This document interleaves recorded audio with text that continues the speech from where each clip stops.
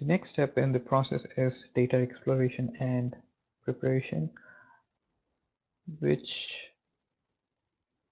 is one of the most important steps in any data project. Data exploration helps you to visualize the data, helps you to analyze it, and anybody working in data or having an experience with working on data will tell you that anything to do with data first has to begin with an understanding of the data at hand. So data exploration really helps you to make a lot of important decisions. We will see in this Python notebook different visualizations done on the data. We have line graphs, we've checked for null values, checked the count of records, we've checked the stats of the data. We have scaled the data so that data for each recording or sensor recording under each axis is converted between a value of 0 and 1 corresponding to the scale of each axis.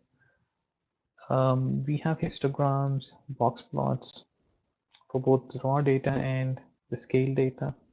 We have 3D scatter plots, 3D scatter plots differentiated by different colors for every activity. And we have line graphs for the first 200 values of every activity as an example of why data exploration is important. Let's take a look at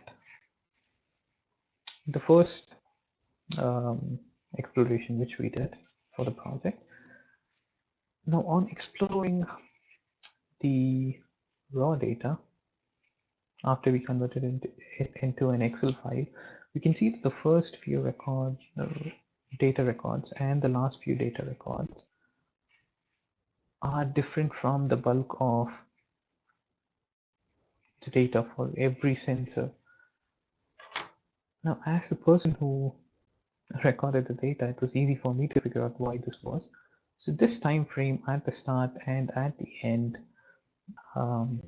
defines the time it took for me to click on the record button and put the phone in the pocket.